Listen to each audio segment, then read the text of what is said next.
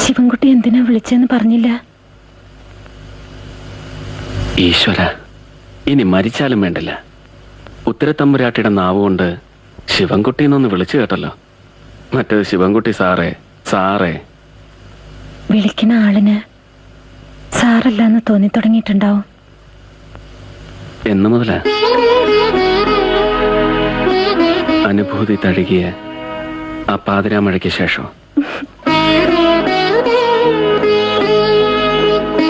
വിളിപ്പിച്ചത് എന്തിനാണെന്ന് പറഞ്ഞില്ലല്ലോ. സുഭഗമായ സൗന്ദര്യവും വാചാലമായ കവി മനസ്സുള്ള തനിക്ക് ഒരു കുറവ് ഞാൻ കണ്ടു. പുരിക കുടികൾക്കിടയിൽ ഒരു നുള്ള കുങ്കുമത്തിന്റെ കുറവ്. ശിവൻകുട്ടി